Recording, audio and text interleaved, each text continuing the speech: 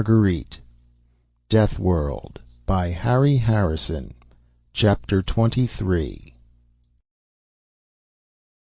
Tree branches had broken the lifeboat's fall, the bow rockets had burned out in emergency blast, and the swamp had cushioned the landing a bit. It was still a crash. The battered cylinders sank slowly into the stagnant water and thin mud of the swamp. The bow was well under before Jason managed to kick open the emergency hatch in the waist. There was no way of knowing how long it would take for the boat to go under, and Jason was in no condition to ponder the situation. Concussed and bloody, he had just enough drive left to get himself out. Wading and falling, he made his way to firmer land, sitting down heavily as soon as he found something that would support him. Behind him, the lifeboat burbled and sank under the water. Bubbles of trapped air kept rising for a while, then stopped. The water stilled, and except for the broken branches and trees, there was no sign that a ship had ever come this way. Insects whined across the swamp, and the only sound that broke the quiet of the woods beyond was the cruel scream of an animal pulling down its dinner. When that had echoed away in tiny waves of sound, everything was silent. Jason pulled himself out of the half-trance with an effort. His body felt like it had been through a meat grinder, and it was almost impossible to think with the fog in his head. After minutes of deliberation, he figured out that the med kit was what he needed. The easy-off snap was very difficult, and the button release didn't work. He finally twisted his arm around until it was under the orifice and pressed the entire unit down.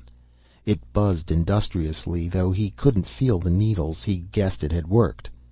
His sight spun dizzily for a while, then cleared. Painkillers went to work, and he slowly came out of the dark cloud that had enveloped his brain since the crash. Reason returned, and loneliness rode with it. He was without food, friendless, surrounded by the hostile forces of an alien planet.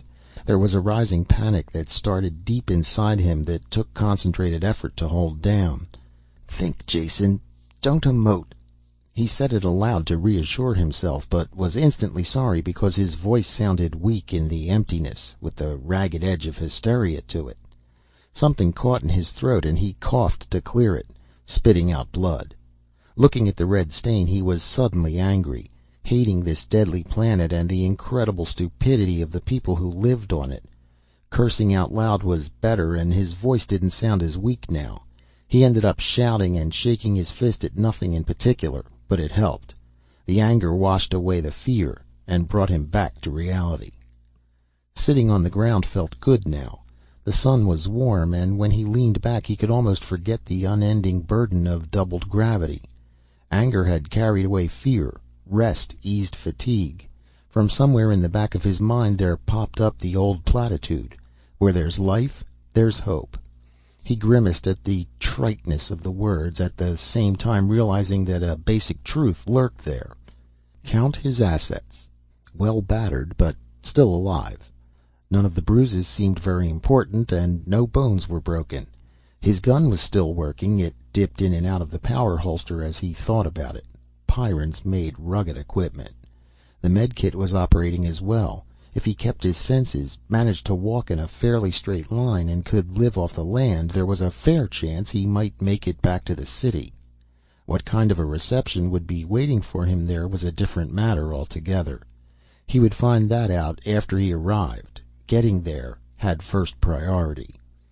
On the debit side there stood the planet Pyrus. Strength-sapping gravity, murderous weather, and violent animals. Could he survive?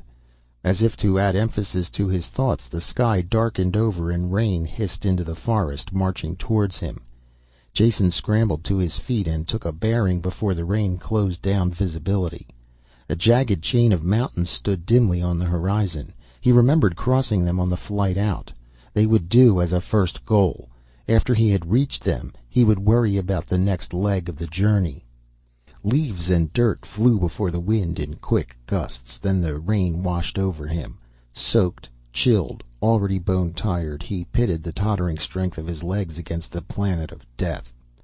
When nightfall came, it was still raining. There was no way of being sure of the direction, and no point in going on. If that wasn't enough, Jason was on the ragged edge of exhaustion. It was going to be a wet night. All the trees were thick, bold, and slippery. He couldn't have climbed them on a 1G world.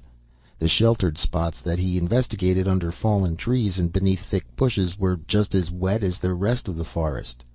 In the end he curled up on the leeward side of a tree and fell asleep, shivering, with the water dripping off him.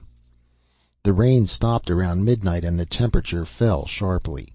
Jason woke sluggishly from a dream in which he was being frozen to death, to find it was almost true. Fine snow was sifting through the trees, powdering the ground and drifting against him. The cold bit into his flesh, and when he sneezed it hurt his chest. His aching and numb body only wanted to rest, but the spark of reason that remained in him forced him to his feet. If he lay down now he would die. Holding one hand against the tree so he wouldn't fall, he began to trudge around it, step after shuffling step, around and around, until the terrible cold eased a bit and he could stop shivering. Fatigue crawled up him like a muffling gray blanket. He kept on walking, half the time with his eyes closed, opening them only when he fell and had to climb painfully to his feet again. The sun burned away the snow clouds at dawn. Jason leaned against his tree and blinked up at the sky with sore eyes. The ground was white in all directions except around the tree where his stumbling feet had churned a circle of black mud. His back against the smooth trunk, Jason sank slowly down to the ground, letting the sun soak into him. Exhaustion had him light-headed, and his lips were cracked from thirst. Almost continuous coughing tore at his chest with fingers of fire. Though the sun was still low, it was hot already, burning his skin dry and hot. It wasn't right. This thought kept nagging at his brain until he admitted it, turned it over and over, and looked at it from all sides. What wasn't right? The way he felt. Pneumonia. He had all the symptoms. His dry lips cracked and blood moistened them when he smiled. He had avoided all the animal perils of Pyrrhus, all the big carnivores and poisonous reptiles, only to be laid low by the smallest beast of them all. Well, he had the remedy for this one too. Rolling up his sleeve, with shaking fingers he pressed the mouth of the medkit to his bare arm. It clicked and began to drone an angry whine. That meant something, he knew, but he just couldn't remember what. Holding it up, he saw that one of the hypodermics was projecting halfway from its socket. Of course, it was empty of whatever antibiotic the analyzer had called for. It needed refilling. Jason hurled the thing away with a curse, and it splashed into a pool and was gone. End of medicine, end of medkit, end of Jason Dinalt. Single-handed battler against the perils of Deathworld. Strong-hearted stranger who could do as well as the natives. It had taken him all of one day to get his own death warrant signed. A choking growl echoed behind him. He turned, dropped, and fired in the same motion. It was all over before his conscious mind was aware it had happened. Pyrran training had conditioned his reflexes on the precortical level. Jason gaped at the ugly beast dying not a meter from him and realized he had been trained well. His first reaction was unhappiness that he had killed one of the grubber dogs. When he looked closer, he realized this animal was slightly different in markings, size, and temper. Though most of its forequarters were blown away, blood pumping out in dying spurts, it kept trying to reach Jason. Before the eyes glazed with death, it had struggled its way almost to his feet. It wasn't quite a grubber dog, though chances were it was a wild relative, bearing the same relation as dog to wolf.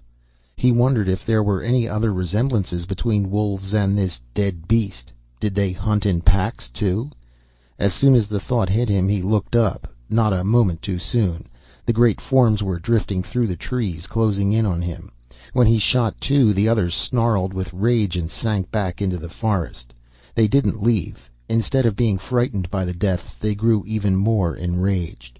Jason sat with his back to the tree and waited until they came close before he picked them off. With each shot and dying scream, the outraged survivors howled the louder. Some of them fought when they met, venting their rage. One stood on his hind legs and raked great strips of bark from a tree. Jason aimed a shot at it, but he was too far away to hit. There were advantages to having a fever, he realized.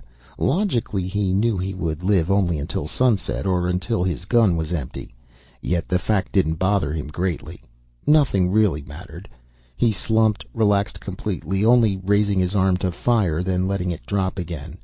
Every few minutes he had to move to look in back of the tree and kill any of them that were stalking him in the blind spot. He wished dimly that he were leaning against a smaller tree, but it wasn't worth the effort to go to one.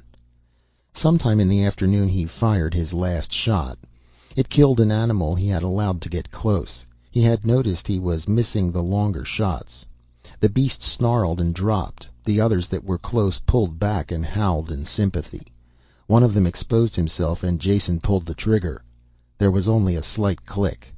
He tried again, in case it was just a misfire, but there was still only a click. The gun was empty, as was the spare clip pouch at his belt. There were vague memories of reloading, though he couldn't remember how many times he had done it. This, then, was the end. They had all been right. Pyrrus was a match for him. Though they shouldn't talk, it would kill them all in the end, too. Pyrrans never died in bed. Old Pyrrans never died. They just got ate. Now that he didn't have to force himself to stay alert and hold the gun, the fever took hold. He wanted to sleep, and he knew it would be a long sleep. His eyes were almost closed as he watched the wary carnivores slip closer to him. The first one crept close enough to spring. He could see the muscles tensing in the leg.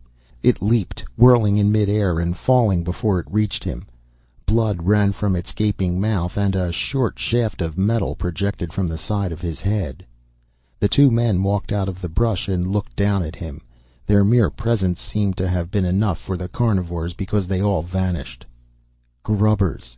He had been in such a hurry to reach the city that he had forgotten about the grubbers. It was good that they were here, and Jason was very glad they had come. He couldn't talk very well, so he smiled to thank them, but this hurt his lips too much, so he went to sleep. End of Chapter 23 of Deathworld by Harry Harrison.